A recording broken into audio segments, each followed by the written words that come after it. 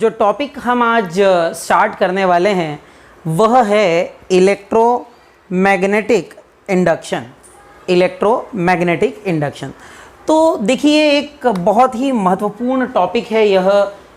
Science का, मैं केवल फिजिक्स ना कहूँ, साइंस का एक बहुत ही इम्पॉर्टेंट टॉपिक है ना। इन शॉर्ट कहा जाता है EMI, लेकिन नाम है इलेक्ट्रोमैग्नेटिक इंडक्शन। ठीक है, electromagnetic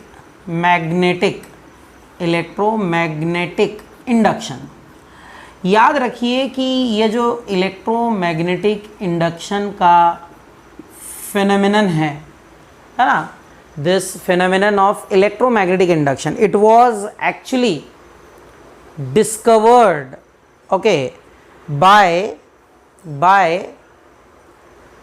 by Michael Faraday. Michael Faraday was a genius. He was a genius. So Michael Faraday was the one who actually he was doing some experiment in his lab, and during his experimentation he found that whenever you take a coil,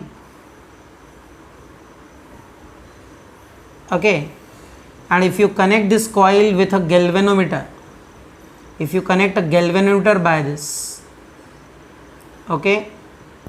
and then if you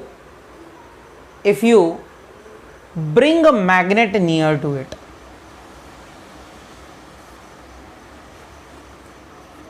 so whenever either the coil is brought near to the magnet or magnet is brought near to the coil, what happens that it is observed that there is a deflection in the galvanometer. There is deflection in the galvanometer, and this deflection in the galvanometer shows that there is an electric current which is present here. In the coil there is electric current which is present, and this phenomenon is called electromagnetic induction. So it is observed that whenever there is relative motion between a coil and a magnet, whenever there is a relative motion between a coil and a magnet, then due to their relative motion, what happens that a current is induced in the coil. This current which is induced is called induced current. This current which is induced is called induced current. It is called induced current, and the phenomenon is called electromagnetic induction. तो जब भी कभी किसी coil और magnet में relative motion होती है, यानी कि अगर आप कॉइल को मैग्नेट की तरफ लेके आएं या मैग्नेट को कॉइल की तरफ लेकर जाएं, तो इस दौरान क्या होता है, देखा जाता है कि मैग्नेट जो कॉइल है उसमें एक करंट इंड्यूस्ड हुआ है। इस करंट को इंड्यूस्ड करंट कहते हैं और इस फिनोमेनन को इलेक्ट्रोमैग्नेटिक इंडक्शन कहा जाता है। ठीक है, this is called electromagnetic induction. अब बहुत ध्यान से समझिएगा, एक बहुत बढ़िया क्या है थ्योरी है। वो कहती है कि नेचर लव्स सिमेट्री। नेचर जो है उसको सिमेट्री पसंद है ना। Nature it loves symmetry, nature को सिमेट्री पसंद। इसका क्या मतलब है? इसका मतलब यह है कि अगर आप कोई एक प्रोसेस करते हैं तो उसकी अपोजिट प्रोसेस भी होने की संभावना बहुत ज़्यादा हो जाती है। A very interesting theory I must say. क्या मतलब है इसका? इसका मतलब ये है बच्चों कि नेचर जो है, जैसे मैं आपको एक एग्जांपल देता हूँ कि जब एम्पियर्स सर्क्यूटल लॉ जब ये जो ये देखा गया था, ओरस्टेड ने जब ये देखा था कि करंट कैरिंग कंडक्टर के आसपास मैग्नेटिक फील्ड होती है ना।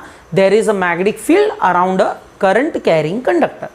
तो बड़ा ही अच्छा लगा कि भैया पहले तो इलेक्ट्रिसिटी और मैग्नेटिज्म दो अलग अलग टॉपिक्स लिए जाते थे, पर ये पता चला कि भाई करंट कैरिंग कंडक्टर के पास में एक मैग्नेटिक फील्ड क्या हो जाती है, प्रोड्यूस हो जाती है। ठीक है, ये पता चला।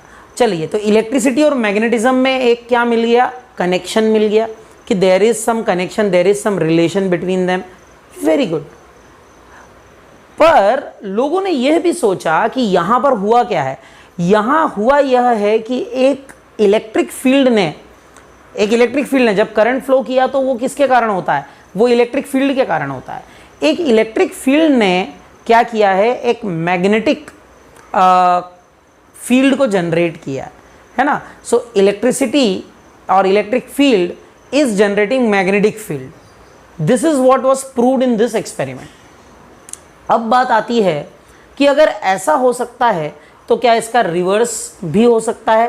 कहने का मतलब कि क्या मैग्नेटिक फील्ड एक इलेक्ट्रिक फील्ड को जनरेट कर सकती है, प्रोड्यूस कर सकती है। This was the question which was in everyone's mind. और ये जो एक्सपेरिमेंट था जो माइकल फैराडे ने डिज़ाइन किया, इस एक्सपेरिमेंट से यह बिल्कुल स्पष्ट हो जाता है कि yes, there is a magnetic field, there is we can generate an electric field due to the magnetic field. Okay, and this is the way we can do it. Whenever there is relative motion between a coil and a magnet, then you will find that there is deflection in the coil, and once you find that there is deflection in the coil, this proves the phenomenon of electromagnetic induction. ठीक है, तो I hope कि ये आपको समझ में आया होगा। अच्छा, याद रखिए इसमें एक और इम्पॉर्टेंट बात है कि there must be a relative motion. अच्छा, रिलेटिव मोशन का मतलब है कि उनके बीच की डिस्टेंस जो है वो क्या होती जाए, या तो वो बढ़े या तो वो कम हो, है ना, तभी तो मोशन हुई रिलेटिव। तो देखिए इसमें एक बहुत इंटरेस्टिंग बात है। मान लीजिए कि मैं इसको 30 मीटर पर सेकेंड से मूव कर रहा हूँ, किसको, मैग्नेट को, और उतनी ही स्पीड से मैं इसको कॉइल को भी मूव कर रहा हूँ 30 मीटर पर सेकेंड से। तो अब बताइए क्या ऐसा होगा कि इसमें मैग्नेटिक फील्ड जनरेट हो, क्या इसमें इलेक्ट्रिक फील्ड जनरेट हो या करंट जनरेट हो, क्या ऐसा होगा?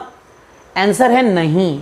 क्यों नहीं होगा? क्योंकि दोनों देखिए एक जैसे जा रहे हैं। ऐसे अगर दोनों एक जैसे जा रहे हैं तो याद रखिए इस केस में there won't be any change in the linked magnetic field, and if there is no change in the linked magnetic field or associated magnetic field with the coil, then there is no relative motion basically, and if there is no relative motion there won't be any electric current generated here.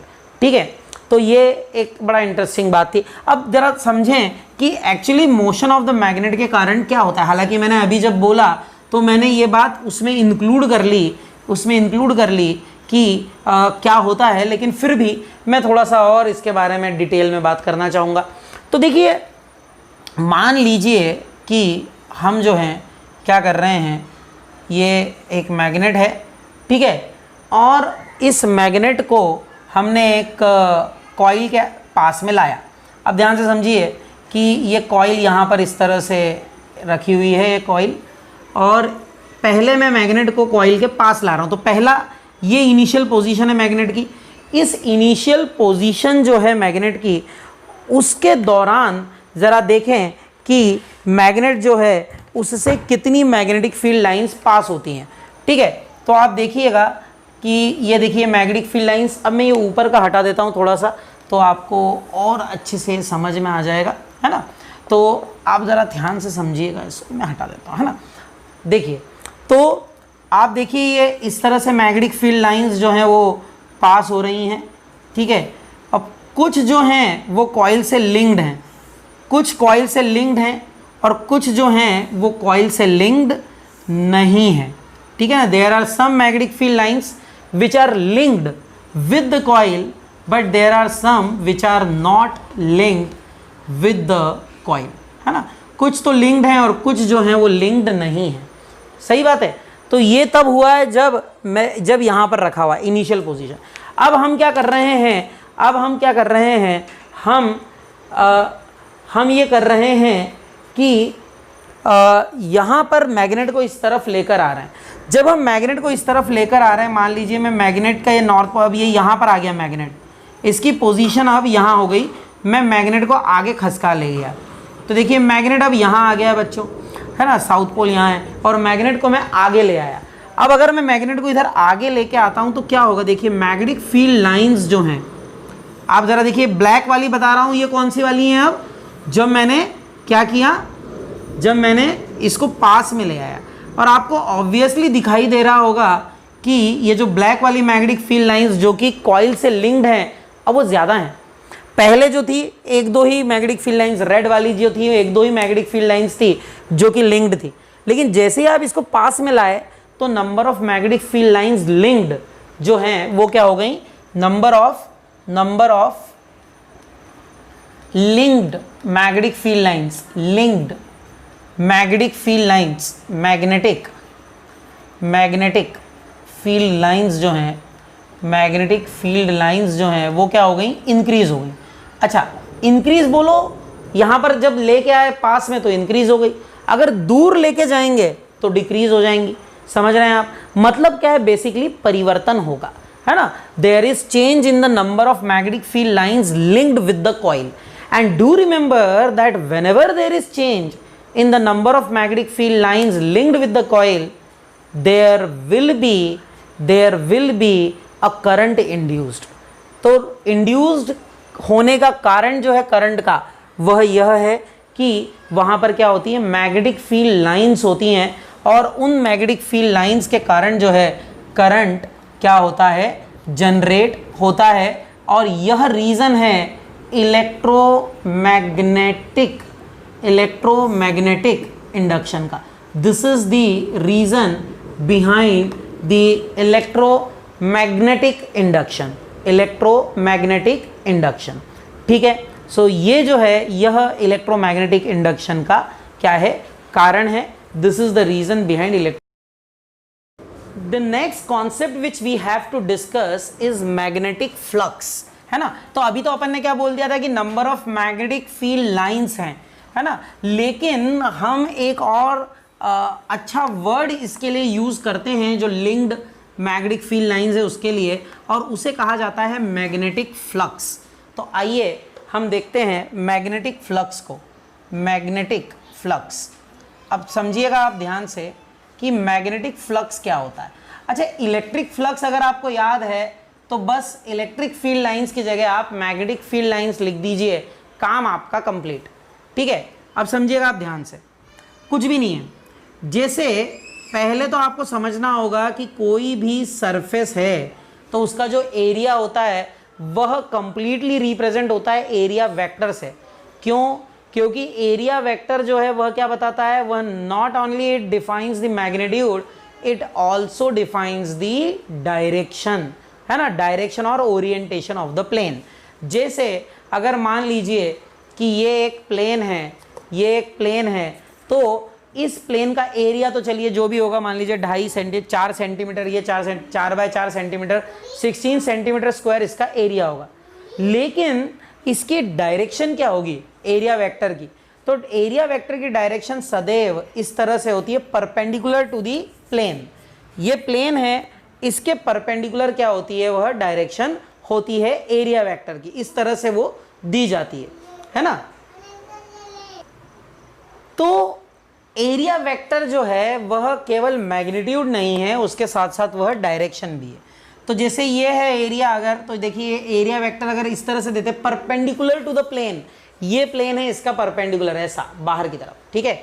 तो area vector हो जाएगा ए vector, कैसे define करते हैं, ए vector equals to ए तो magnitude हो गया, और लिखेंगे एन कैप, और एन कैप क्या है, एन कैप है इस वेक्टर की डायरेक्शन में unit vector, it is the unit vector in this direction, ठीक है, एन कैप। आई बात समझ में, यह है एन कैप। अब आप समझिए कि मैग्नेटिक फील्ड लाइंस जो हैं, अगर मैग्नेटिक फील्ड, तो देखिए मैग्नेटिक फील्ड को रिप्रेजेंट किया जाता है magnetic flux density B vector से। किससे करते हैं, बी वेक्टर से करते हैं, बी वेक्टर से करते हैं, ठीक है ना, बी वेक्टर से इसे रिप्रेजेंट किया जाता है। अब आप देखिए मान लेते हैं कि मैग्नेटिक फील्ड लाइंस जो हैं वह कुछ इस तरह से यहाँ से पास हुई है ना, ये इस तरह से ये गई हुई हैं। तो मैग्नेटिक फील्ड की जो डायरेक्शन है ये एक मैग्नेटिक फील्ड वेक्टर से मैं बता देता हूँ, ये इस तरह से है मान लीजिए, ठीक है, इस तरह से है। और एरिया वेक्टर जो है आपका वो तो आपको दिखाई दे रहा है यहाँ पर इस तरह से।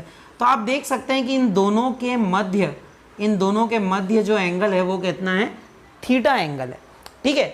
तो बी वेक्टर और ए वेक्टर के बीच में जो एंगल है वह कितना है, थीटा है।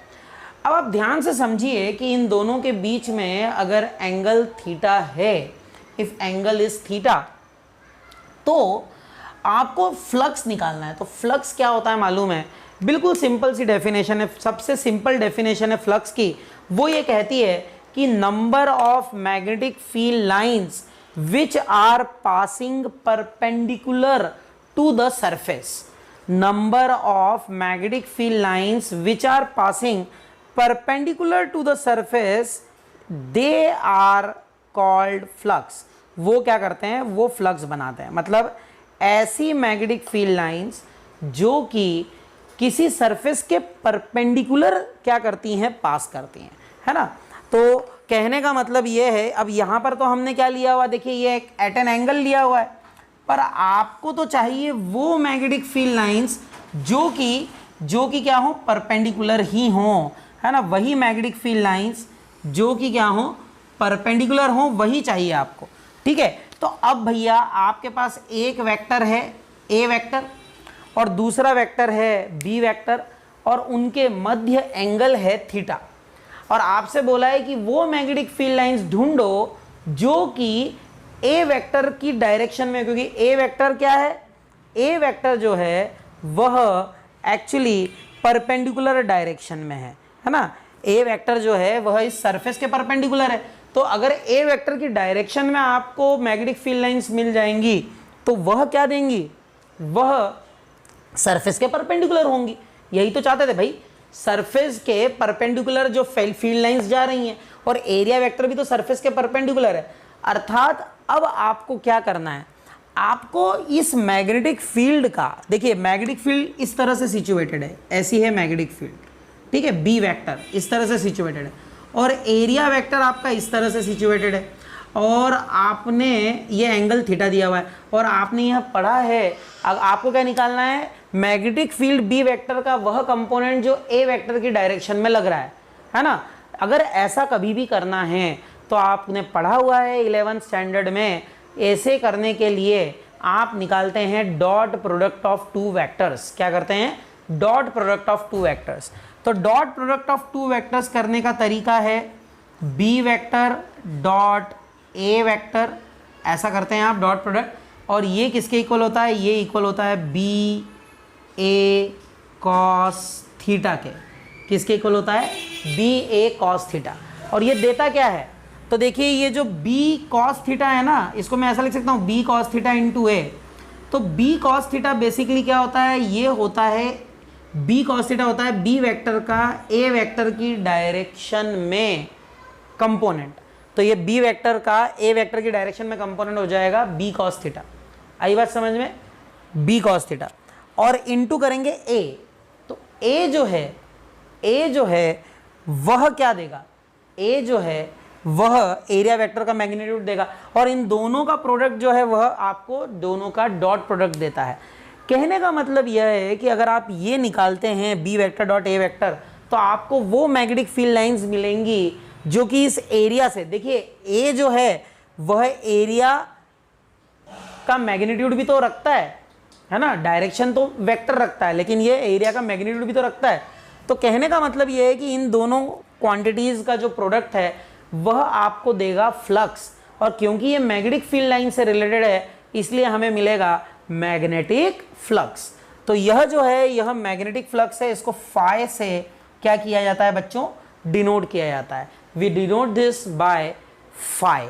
Okay, this is what is magnetic flux. I hope you understood this concept. अब क्या होता है, जैसा हमने प्रीवियस डायग्राम में भी देखा था जब हम पढ़ रहे थे अभी प्रीवियस टॉपिक, उसमें क्या देखा था कि जैसे ही हम मैग्नेट को कॉइल की तरफ ले जाते हैं, as soon as we start moving the magnet towards the coil. What happens? Whenever we do this, we find that there is a deflection because there is current induced. And why is it? Because when you are bringing it towards, like in the previous case which we studied, you know that when you are bringing it towards the coil, what happens is actually there is increase in the magnetic field lines or say magnetic flux linked with the coil.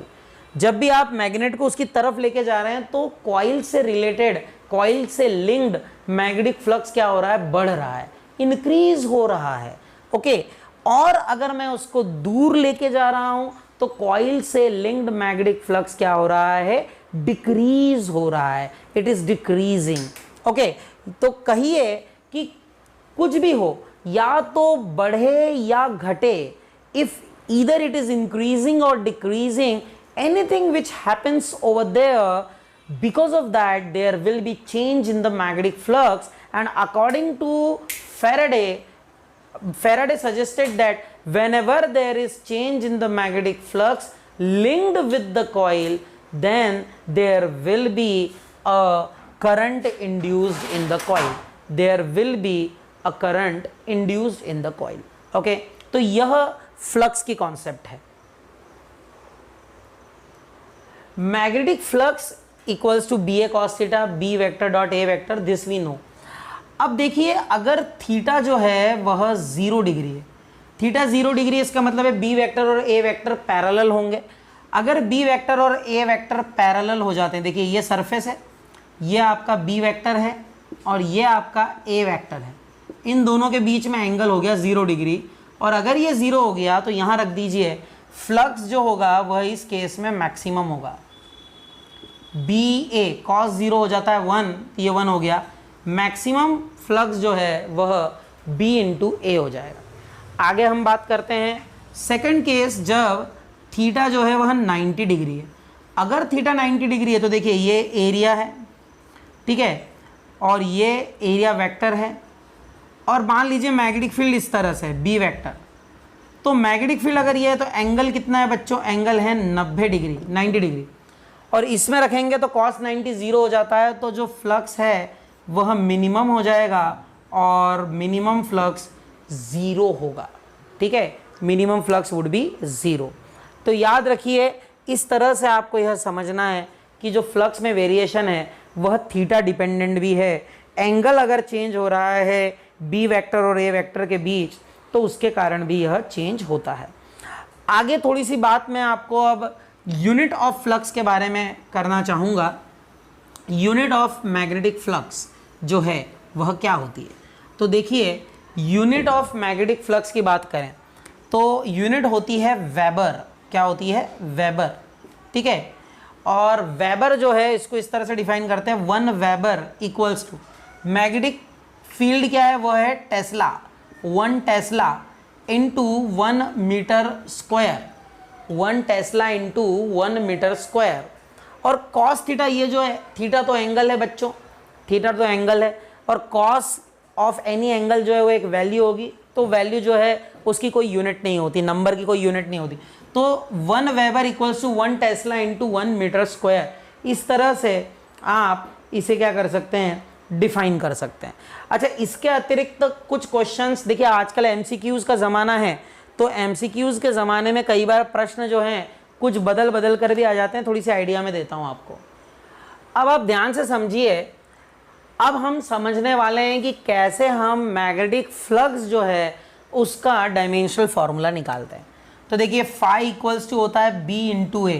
ध्यान से समझिएगा भाई, ये cos theta का कोई dimension वायमेंशन नहीं होता है, तो नंबर होगा ना, एक कॉस 30, कॉस 60, ये वैल्यू देगा, नंबर होगा, और नंबर जो है उसकी कोई यूनिट नहीं होती है। ठीक है ना, नंबर की कोई यूनिट नहीं है। तो phi equals to B into A, ये एक पहली चीज़ जो कि आपको समझनी थी।